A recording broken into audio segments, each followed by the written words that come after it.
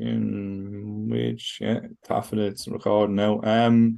So I mean, just following on from what we were saying, there's a similar question. What, like, where are you from, and how did you become involved in Gaelic advocacy, Gaelic activism? Was Gaelic in the home growing up? If there wasn't, why not? What sort of attitudes do you remember in your youth, and just context to how you got to where you are? And let whichever you want to go first, go first. Shoot, Lewis. Oh, thank you. So I'm from a family that does not speak Gaelic, and I didn't really get access to Gaelic at all really till I was about 14. So I really started learning when I was about that age, purely because I had friends who were in the Gaelic Medium unit in Perth, and also we had family friends from Uist. So I knew bits of Gaelic, but not really. Wasn't making an effort to learn it. So I suppose I don't know. I didn't really access formal education in Gaelic until I was about 25, I think. But I'd already become fluent by that point. Right. So I went to Salmore and I did a course called the Gaelic Medium, so Gaelic and Communication. So in the first year, there are two streams. There's either Gaelic Medium or in Cuairse Cuamish.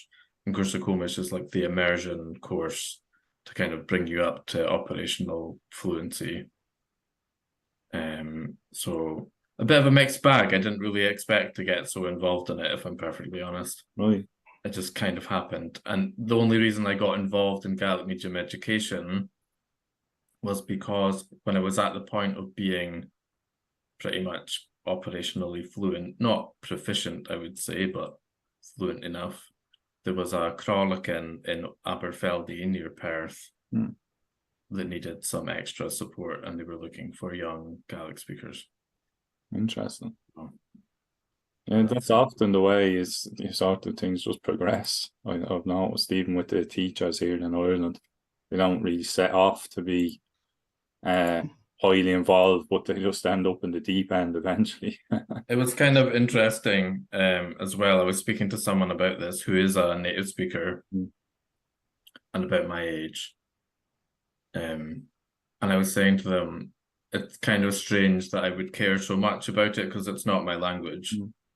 Like culturally, linguistically, I have no connection to Gaelic at all. Like in my family, maybe if you went back a few hundred years, there might be, but really, I shouldn't particularly care so much.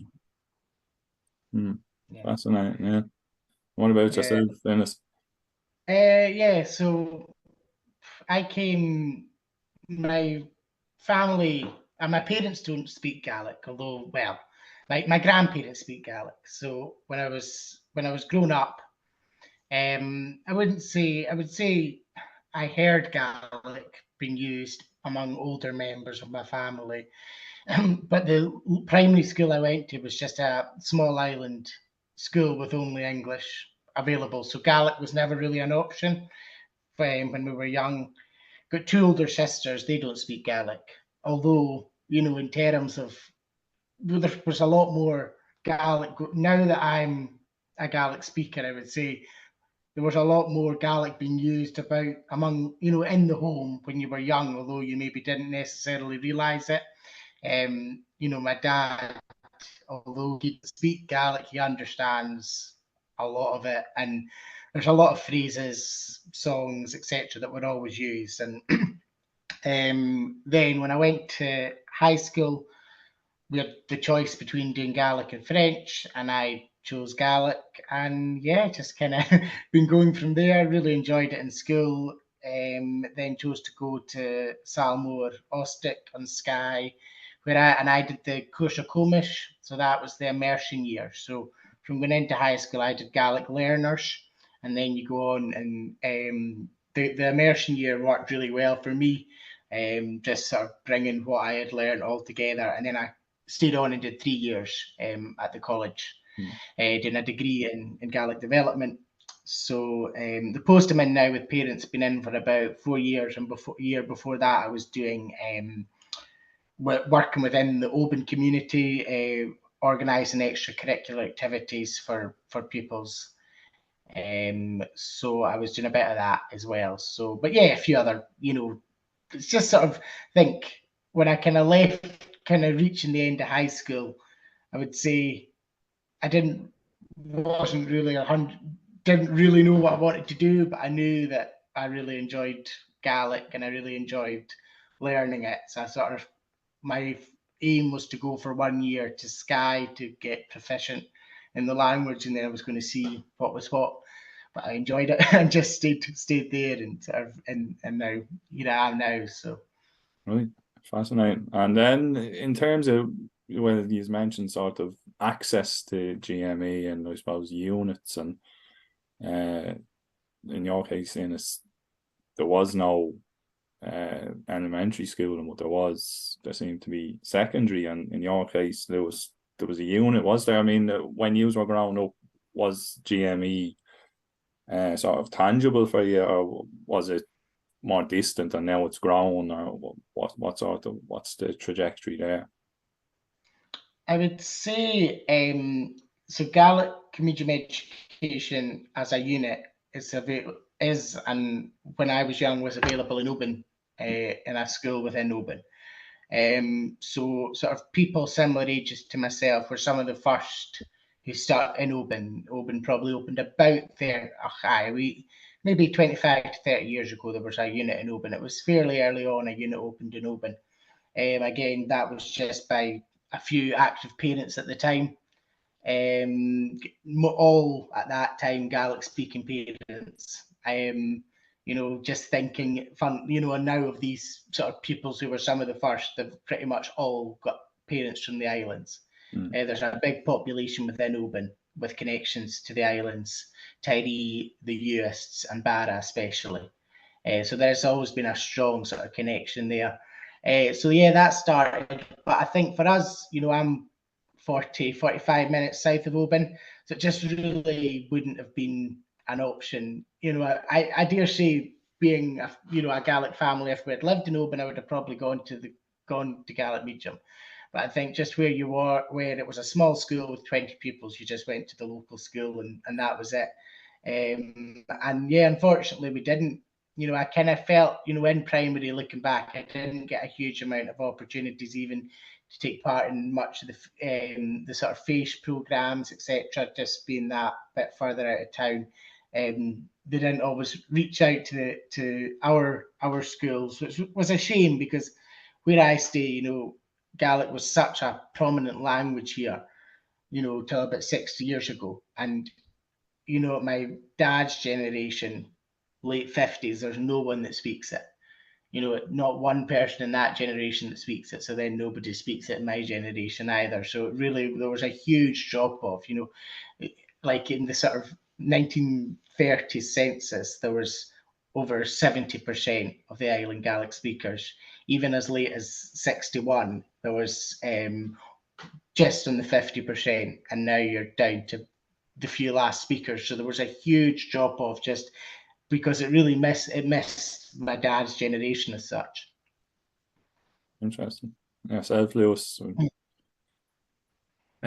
So I think for my parents, because we don't really have a connection to the language and we're from the kind of northeast, so it's just not, like, culturally for my family, they're Scots speaking, and I understand in an Irish context, when people think of Scots, they think of it as like a pretendy language.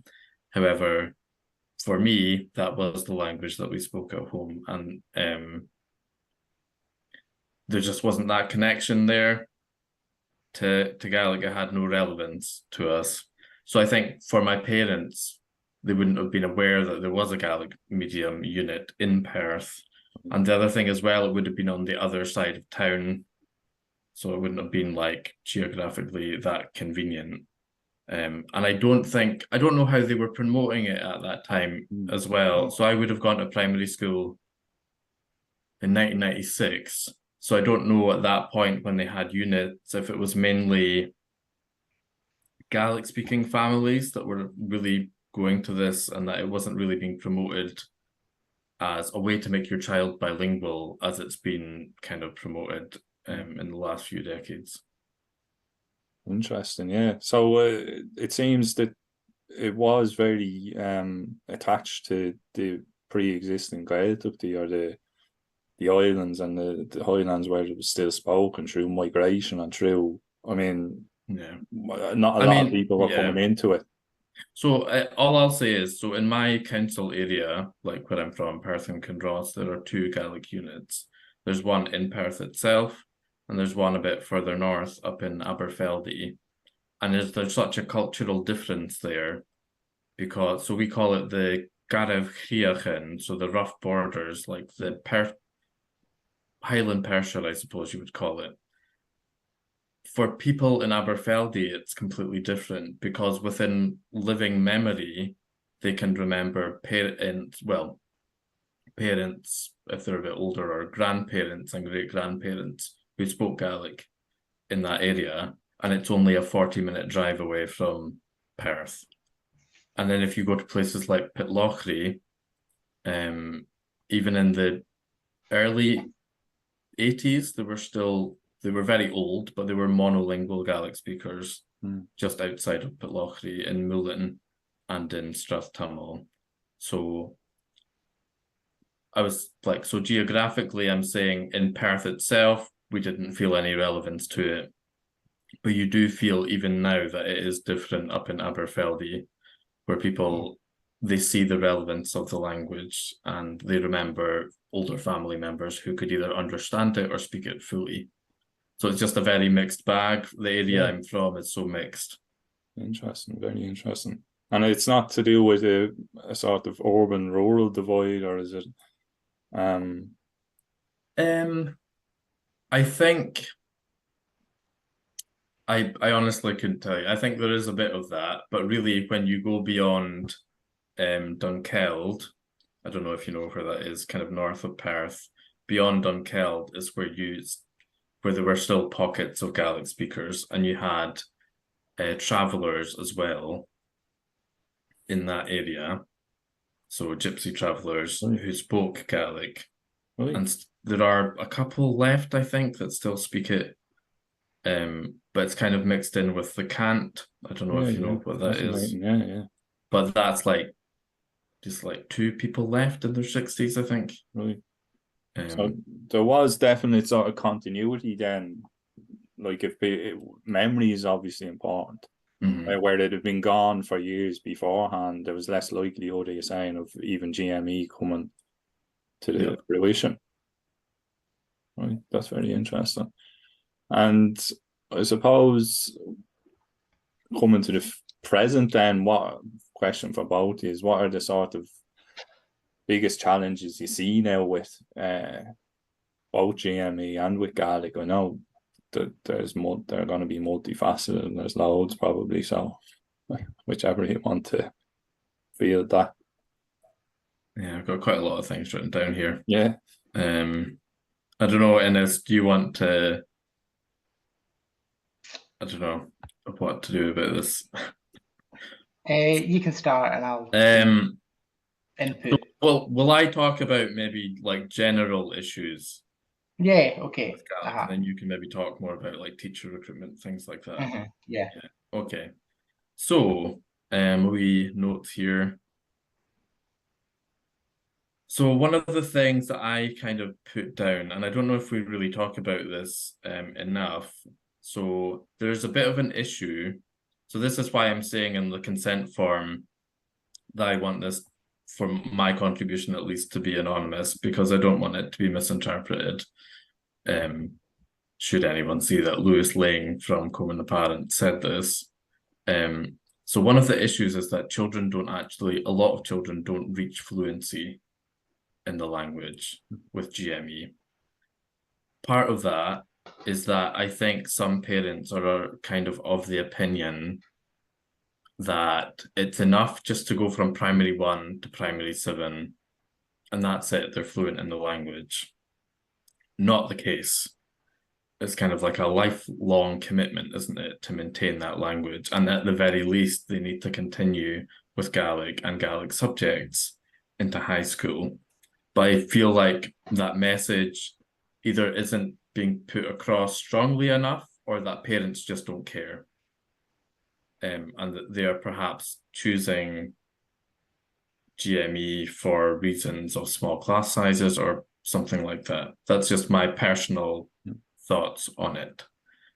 And kind of like mixed in with that as well, one of the issues I find with kids that have just been in GME and they've not really been exposed to the language, even like perhaps in the same way that me and Innes have been exposed to the language. I think the way that we learned Gaelic, Innes, was like through social interaction. It was like a very social thing. It's like the language you speak to your friends, and that you get, like, you have a good time in it. It's just a part of your life. For them, it's just like this thing that kind of alienates them if they're in a unit, and they don't really see the relevance of it. So they don't really see Gaelic as like this legitimate form of communication. But like, oh, well, why would I speak Gaelic to my friends, you know? And again, what's the ratio these now of units to full immersion schools? I mean, is it mostly units, or is it very much mostly units? There's only five standalone schools. Standalone. Yep. And then you're talking about, you'll be 25, 30 units. Right. Yeah. So I mean, that's something that Comann and Pàrant, on behalf of the parents, are fighting for all the time, is more full immersion schools. Yeah. In the likes of the Western Isles, the heart, what a lot of people refer to as the heartland, where there's Gaelic still in communities. There's no Gaelic school, no standalone school. Right. It's just the schools seem to be getting built in urban areas such as Glasgow and Edinburgh. Inverness, okay, that's in the Highlands. Fort William, again, okay, it's a large town within the Highlands. Portree, that's in Skye. So I mean, that's been very successful. But even to get to the stage of having it in Portree, there was a huge amount of resistance from the community. Oh, it's going to, shut out the English speakers, and the same old. Oh, you're sort of separating the community. It's too small a community to only have. And now they've got a much larger role in the Gaelic primary than they do in the English primary. And actually, that's probably was the worry all along, that more are going to go to Gaelic than they are going to go to English. So there's still that sort of same old argument that it's almost English speakers are really trying to, they're frightened of it. They almost see it as a threat sometimes, and they don't want it to be too successful. And they don't want the local authorities don't like to see it getting too successful. I mean, in terms of some, and that is part of the challenges I think that we're facing, is that it's all down to the local authority. So if the local authority says, nah, we're not going to build a Gaelic school, that's pretty much it. In terms of fighting any more for it, it's up to them. It's up to the council if they're going to do it or not. Board and Gaelic don't have enough powers. Scottish government, they could step in some of the time, and they do at times. But yeah, it's not an easy process to get a standalone school, and you've got to have a strong parent body fighting for it, and a very willing council to work with that, and Scottish government to get it into fruition. Interesting. So that's quite different to Ireland, where the Department of Education, everything's very centralised around Dublin, and they make decisions about schools really being founded even down the country. So you're saying that roadblock there is the council, and that does that come down to council votes, or is it civil servants within the council, or council workers who decide that, or what way does it go? Yeah, so it's, I mean, the local, each, there'll 30 odd local authorities in Scotland, and each local authority runs the education. Runs the education within that area, whether it's Gaelic or English medium. And I would say, what happens is the civil servants within the local authority will recommend decisions, and then it goes to elected councillors to vote on decisions. So yeah, I mean, we can, some tactics that we use is using political pressure on your elected councillors to try and bring it through. But it takes quite a number of people normally to be open to the fact of a standalone school, or to even introduce it into a local area.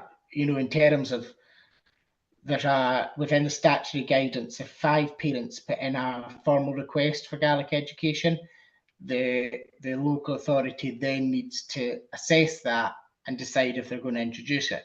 But again, if that local authority turn around and say, no, we're not going to introduce it, then there's not, Board of Gaelic can't come in and say, well, no, you need to introduce it. Right. There's not these powers in legislation for them to do that yet. And that's, we are pushing for a change in the statutory guidance, and we would hope with the Language Act that there would be more powers come into it, such as a right to Gaelic medium education. So for example, in Glasgow at the moment, they've capped numbers going into primary 1 at 140, whereas over 180 applied this year. So although there was a few more that got in through appeals, a lot of families got turned away from Gaelic education. And amongst those families as well, there was like native speakers of Gaelic. Yeah.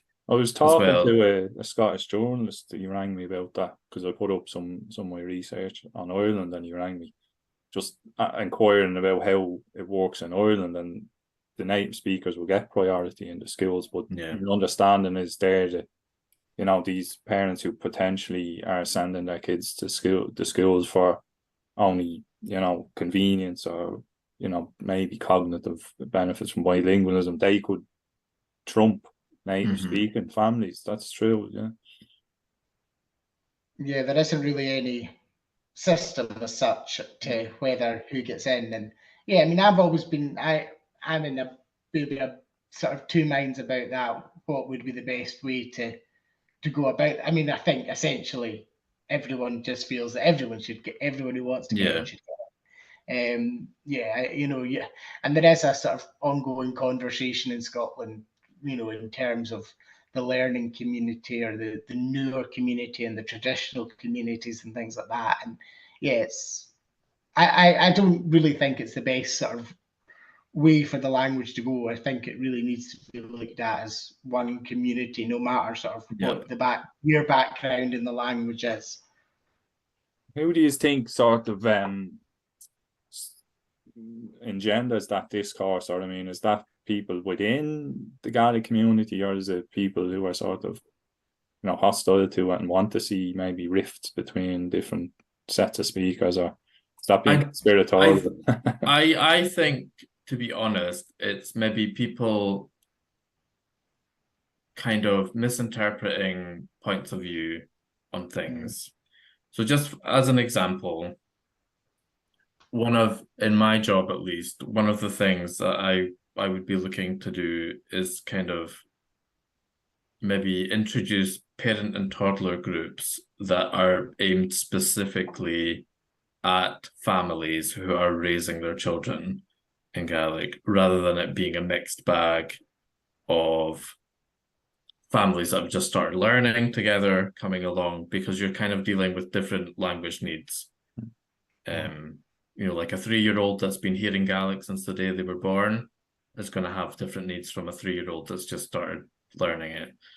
And I think people in my job at least, I've been a bit hesitant to kind of pursue that, although that is what parents in Inverness at least are wanting.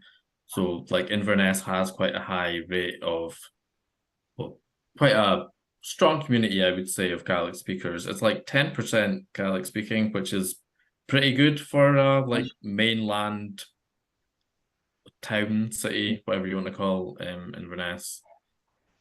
So there are enough parents here that are raising their children in Gaelic, and they face different challenges, you know, like their children coming back home speaking in English, etc. And I think people have this idea that it's being kind of exclusionary, but what we're trying to do is actually fulfill everyone's needs. So it's not about shutting people out, it's just making sure that everyone's needs are met. And I think as well, like, if the language is going to survive and remain intact and retain all its richness, we do need to protect the native speakers as well. I'm not saying, you know, I'm not arguing against myself and saying, you know, don't bother with learners. Like, we definitely need learners. I don't know where Gaelic would be without learners and without families who put their kids into Gaelic medium education and then has produced really proficient, confident Gaelic speakers. Yeah, I mean, when you hear, you know, we're not seeing enough of them, but it's fantastic having people now, whether they're on the radio or whether they're, you know, teaching, that have literally just came through the Gaelic medium system, and their parents put them in, and the parents didn't speak Gaelic, and you're starting to see the rewards that they got their Gaelic through the Gaelic medium system. Yes, they'll have gone on and done it at university level, the majority of them, because really, I think, you know, to be a proficient Gaelic speaker, you do need to continue after school. But, you know, and then on sort of just in the back of what Lewis was saying there, you know, ensuring that native families have the support necessary to bring their children up with Gaelic in the home. But then on the other hand, there's many Gaelic speakers who do have children and don't use Gaelic with them. So I think what and a lot of the work that Lewis has been doing and what we're kind of trying to work towards is identify these people who aren't using Gaelic with their children, and if they're not using it, why are they not using it, and trying to ensure that they then have the right resources and the right support to start using more Gaelic with their children. And I mean, I think the likes of probably maybe I'm forgetting this has been recorded, but you know, in terms of, you know, you get some families who, you know that the at least one of the parents are very proficient and yet they're speaking English. Is it that they don't want, if their partner doesn't have Gaelic, and they not want, you know, they don't want to exclude that, or is it that they don't feel confident enough to use their language? Because it's a different language that you would use with children as to what you would use in normal conversation. And if you weren't brought up with it as well, I think particularly for learners, if you weren't brought up with it, you know, that it's important that you do have a bit more of that sort of, you know, it's almost specific sort of training to ensure that you can communicate with children using Gaelic and ensure. So I think that needs to, in a way, people need to be aware that Gaelic education alone isn't enough, that they do need to do that extra. And whether, you know, so many families who don't have any Gaelic before their children goes into Gaelic medium education, make that effort, and they will learn a bit of Gaelic along with their children. The difference that makes when the family are doing a bit, and I'm not saying all the families, you know, they don't become fluent. The large majority of parents, they don't become fluent, but they're making that effort along with their children, and it makes such a difference because their children then have a greater respect for the language, and it's not just what they're using within the classroom. Yeah, I was just saying, so like earlier I did say, you know, some of the children aren't reaching fluency, but you can notice the difference when their parents have actually made an effort to learn at least some Gaelic, and they're kind of encouraging them to keep going with Gaelic. And just going back to something that Innes said there, about how you kind of need to go to university, or you need to go and do some extra course beyond school to improve your Gaelic. That really, at the moment, is the only way to improve your Gaelic, I guess, when you leave high school. And I did actually, before this meeting, write this down. Basically that, what did I say? So progression with Gaelic abilities is like too closely tied to academic ability. So it's like, if you want to improve your Gaelic, you have to go on to, so with in Comunn, for example, that in Instead you need to have hires, so like A-level equivalent, I don't know what you, or Leaving cert, yeah. But what about if there is someone at high school who has no intention of going on to a university course? Maybe they're going to go and become a mechanic or an electrician or something, but they would actually like to, maybe their Gaelic's kind of gotten a bit lapsed, and they're wanting to do a course or something as part of their vocational course that could improve their Gaelic. There is nothing there at the moment. So I think that we're kind of losing people to that as well. And I think it's really dangerous. Like, this is, I do feel this with Gaelic a lot of the time. It's just so academic. Like, if you want to improve just practical knowledge of Gaelic, you have to kind of pursue these really academic courses, and you have to have hires. And I do feel like that is an issue for people.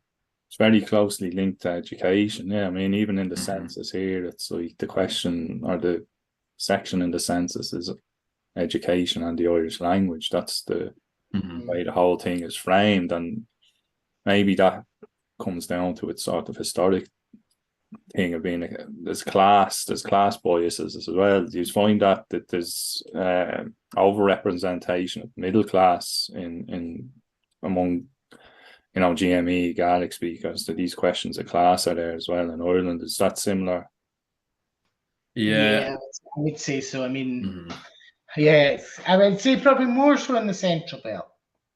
It might be a bit more of the case. It's kind of, one of the benefits possibly of having units in these schools is that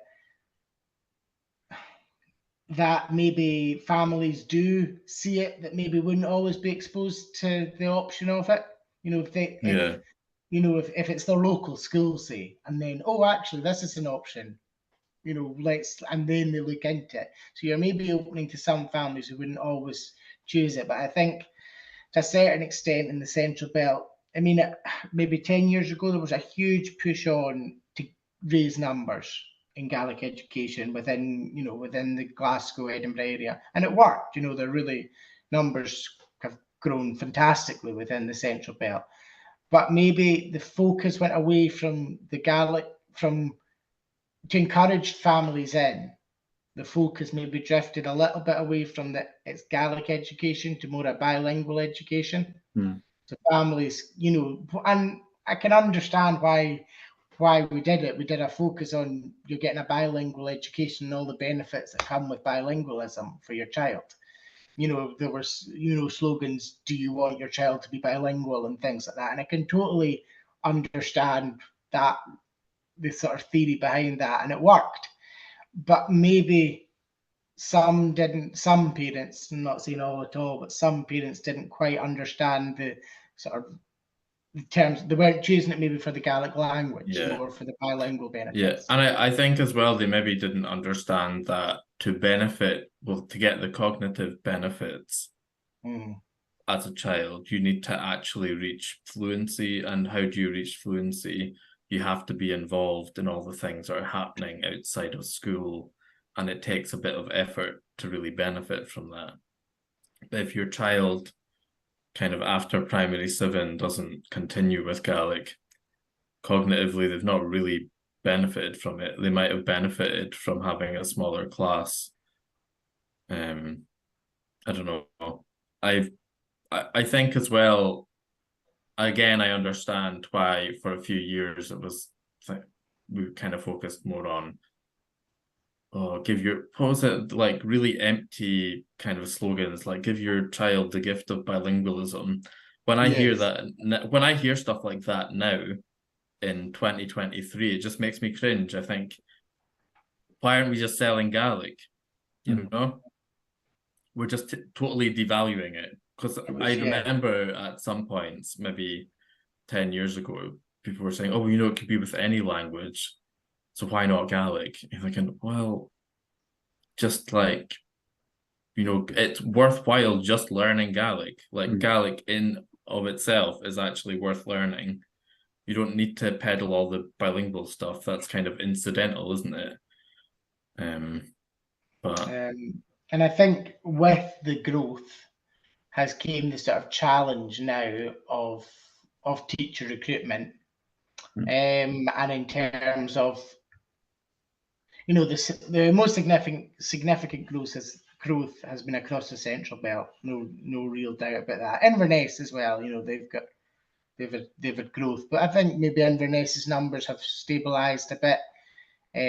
But the Central Belt, Glasgow, Edinburgh, and the surrounding local authorities of Glasgow have seen a huge amount of growth. But, you know, we're not producing enough teachers to keep up with the growth. So you've then got teachers teaching classes of 25, 30 pupils, which if you're getting a primary one, well, for primary one, your limit is 25 pupils. But if you're getting a primary one class that you might only have 30% of them, 30 to 50% of them have, only some of them have done Gaelic before reaching primary one. It's a huge undertaking then for the teacher to be, you know, delivering full immersion with that amount of children, with all the additional things that need to be brought. And I think the Gaelic curriculum is based on the English curriculum. It's still following this English curriculum. So you've got all the other factors that need to be put in to make it, you know, meet the curriculum sort of requirements. But the whole time you're having to introduce immersion. You're doing everything through to sometimes more than half the class a completely new language. So you're having to use all your immersion techniques, but still doing all the things that are required to meet the curriculum standards. And I think that's now turned into a real challenge, is that you've got these big class sizes with sometimes only one teacher, not even always, you know, a classroom assistant, or if you've got a classroom assistant, sometimes they don't have a huge amount of Gaelic. So something that we've been pushing for is for language assistants to be more, you know, to have having titles, jobs within schools and that would sort of be between like a pupil support worker and a teacher. So not quite a teacher, but with a bit more responsibility, but with a real focus on language, taking out small groups, doing more sort of small groups, all about, you know, focusing on language, on the spoken language. And that would make a huge difference to teachers. We feel, in terms of just the pressure that they're now under to allow for the pupils to gain fluency. And you see some fantastic examples of pupils from, you know, non-Gaelic speaking homes gaining fluency. But looking at it now, that's happening in most schools where it's smaller numbers. You know, if there's a school with a smaller number and a very strong teacher, sometimes these kids, you know, they really are become very proficient speakers by the end of by the end of their first 2 years. You know, some kids, it's amazing how it does work, even for kids from a non-Gaelic speaking background. But with all the challenges now with these bigger schools, and the lack of teachers, or some teachers who maybe aren't as proficient in the language, that maybe have kind of, you know, they've got a grounding of the language, but maybe not totally confident. So there is a slight, you know, worry in terms of that, as to the sort of the level of Gaelic required for a teacher. Or at times as well, it's not that they're not fluent in the language, but I don't know how else to express it, but they've not drunk the Kool-Aid. They're not totally on board. Like you were in your questions talking about activism and stuff, but for them, Gaelic's just like this incidental part of their life. Fair enough if you're a native speaker from Uist or Lewis or something.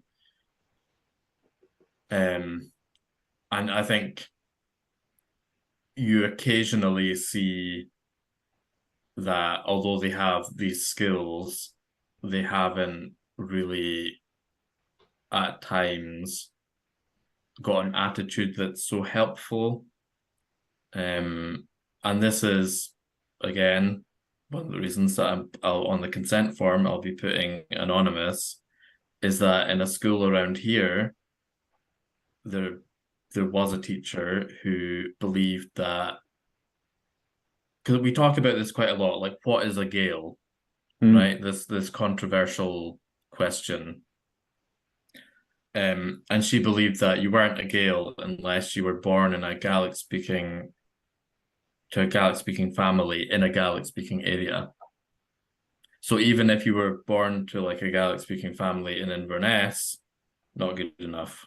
You weren't really worth speaking Gaelic to when that person wasn't being paid to be a teacher. So that's very worrying. I would say that's maybe more of it's kind of rare that someone would have such extreme views on it, but there are things out there like that. So I don't know. I think with any kind of minoritized language, there's just so much emotional baggage going on. So like you're trying to just teach people the language, but then you're also having to deal with all these hang-ups that people have. And I guess it just takes time for people to get over that. These sort of, I suppose, negative language ideologies, from conquest, I suppose, colonialism. So what are the sort of ideologies that you would say the GME, activists and even Gaelic activists and workers would have in terms of, well, you said it wasn't bilingualism, clearly, but is it language rights? Is it something more? Is it decolonization? Is it nationalism? Is it republicanism? Is it a mixed bag of all of the above? Well, I guess it's a mixed bag. Like me and Innes were over in the Isle of Lewis on Monday and Tuesday, and I wouldn't say people that are very strong about Gaelic over there, you couldn't necessarily say that they're nationalistic, because they perhaps would not vote for the SNP, and they are very loyal to the royal family. So I think it's very mixed in Scotland. So I don't know. Thanks, Phil. And just coming to the end now, that question of resources, you mentioned teachers. I mean, is that a big thing? Is that a big overarching thing in terms of just trying to get the schools founded? I mean, do you find that it always follow the money trail, so to speak, or is it these ideologies as much as the money? I think to a certain extent, it's a very quick thing for people to say, oh, there's not enough teachers. Oh, there's not enough teachers. We can't do it. There's not enough teachers. So it's sometimes a bit of not an excuse, because it is a concern. But at the same time, there is teachers coming through every year, over sort of 20 new teachers every single year. And there's a lot of work going on in terms of finding new ways to get Gaelic teachers, or maybe teachers who are already teachers, but not teaching through the medium of Gaelic, finding courses and support to ensure that they are teaching Gaelic, or, they've just introduced or extended a bursary that was already available for STEM subjects. They've now extended that to include Gaelic. So if you're in full-time employment and you choose to undertake the year teaching course, you can be awarded a bursary up to £20,000. And the idea would that be that, you know, it's almost a bit of a salary while you're learning to be a teacher before then becoming, you know, qualified. So it would hopefully attract people away from work, from their work, and make it able for them to become teachers. So there is a lot of work going on in terms to get more teachers in. I think what I kind of feel is that with the amount of numbers now that have gone through Gaelic Medium Education, we should be seeing more coming out. It's not just teachers, but, you know, within the development sector that we're in, it's a struggle to recruit people. Media, you know, we need, it's almost just a sort of a lack of workforce. People maybe not coming.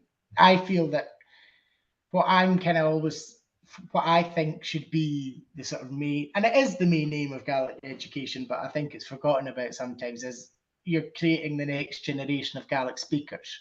And I think we could be in such a great opportunity that we are getting Gaelic speakers from non-Gaelic backgrounds as such now, which is, you know, we're in a great opportunity to then expand the numbers with Gaelic speakers coming through the system. But it just, there's such a huge drop-off in terms of Gaelic speakers that are finishing school. And I think a big part of that is the secondary 12 to 18 Gaelic provision.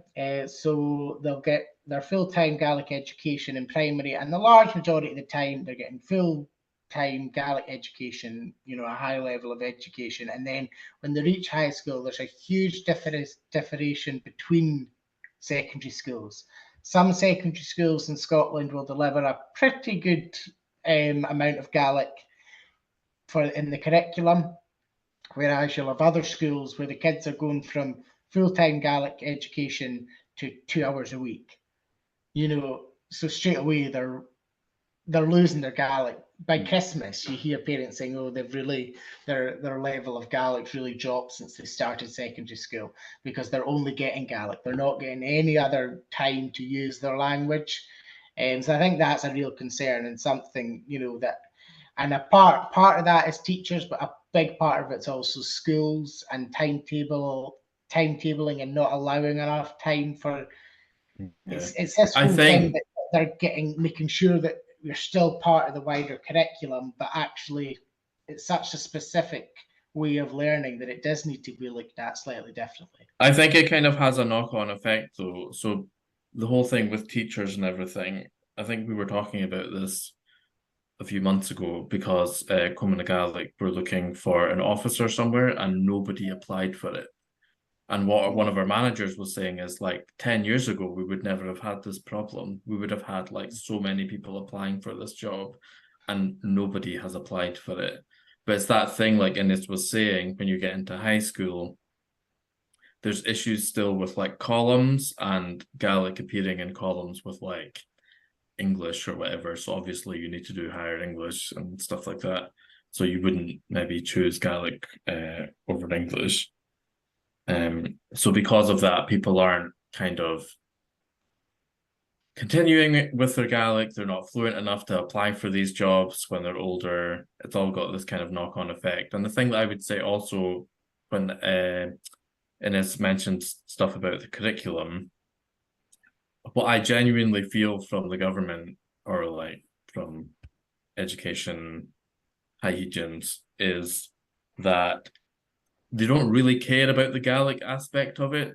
They don't really care about how fluent the kids are, say, by the end of primary 7. All they care about is how are they doing in maths, how are they doing in English. That's it, really. It's just not a priority. So, like, just because it's a kind of like copy-paste version of the English curriculum, it's just been translated into Gaelic.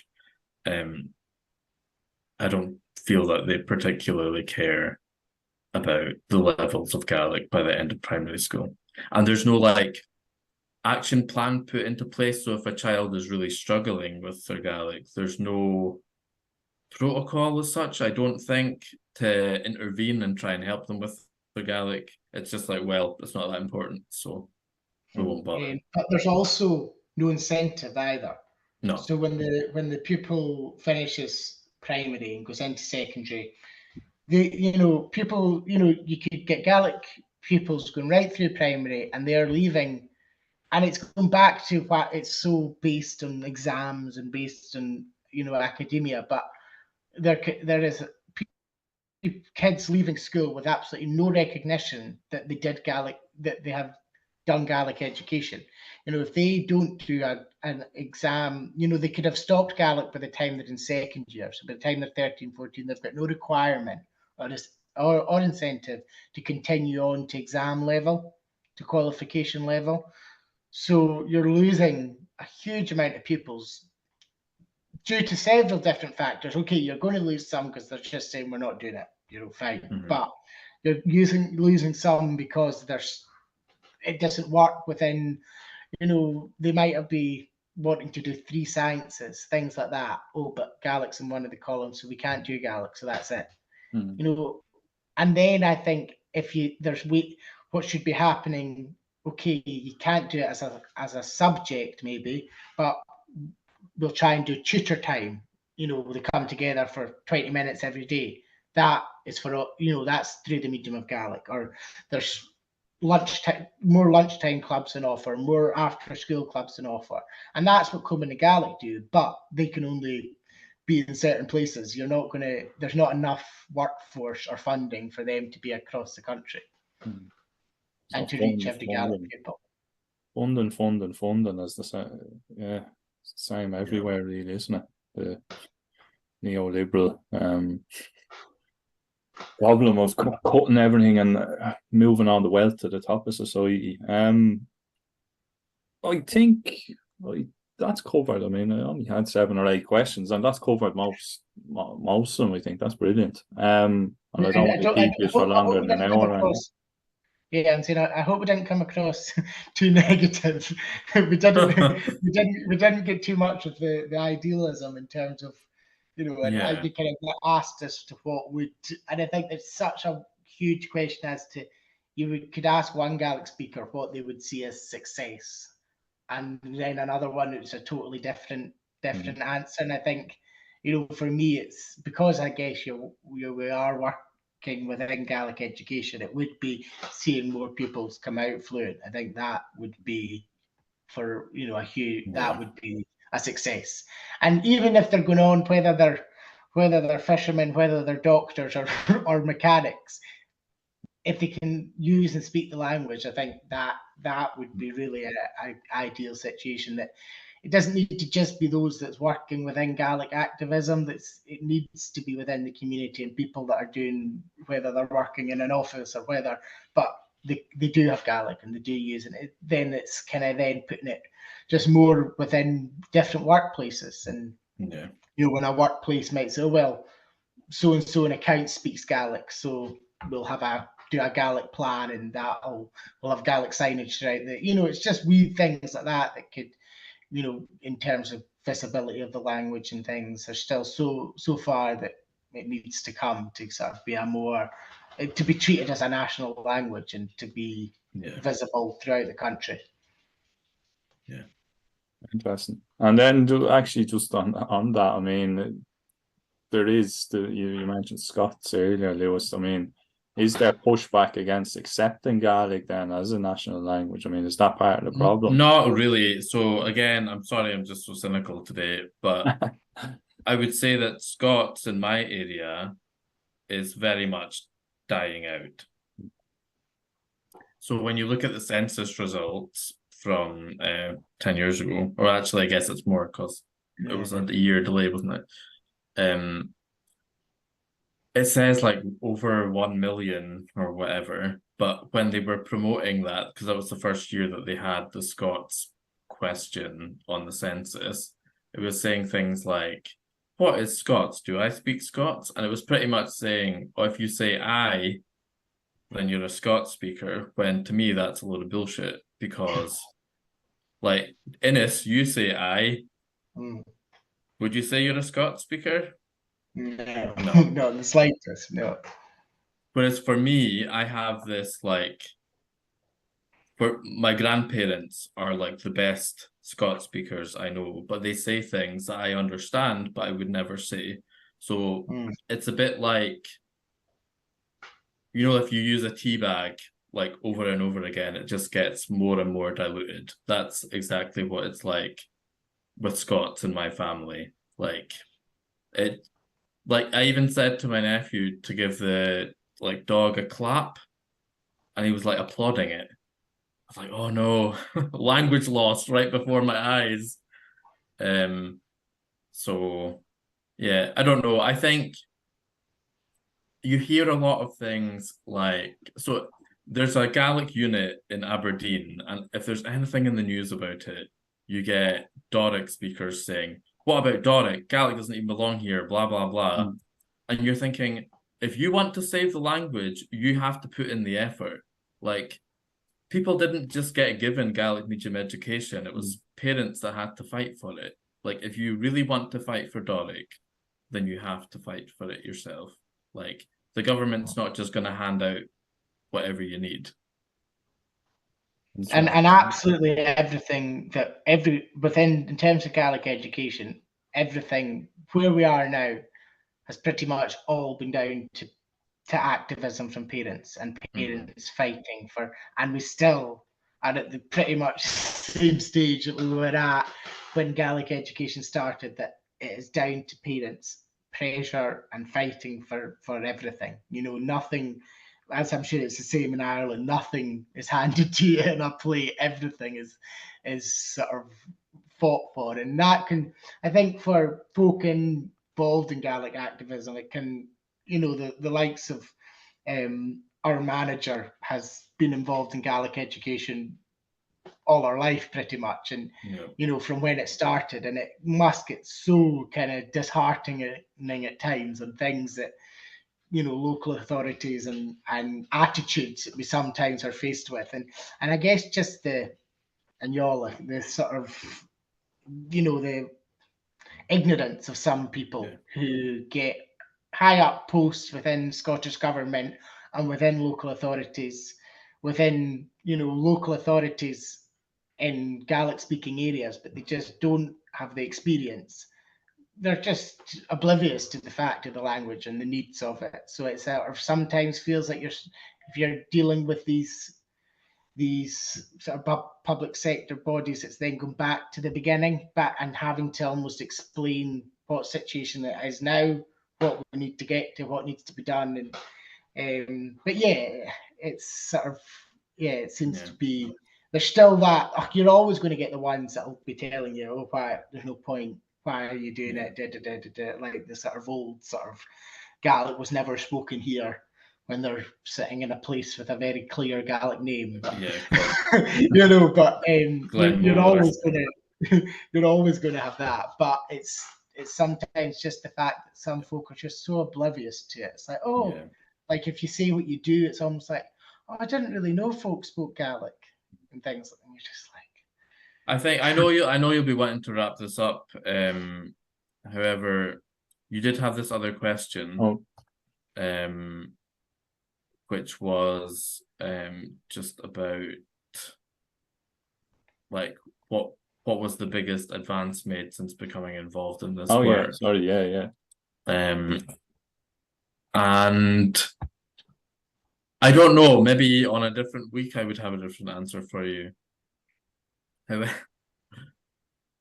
Don't get me wrong. So I'm sure you're the same with Irish. You have days of feeling really inspired and days of feeling really defeated with it.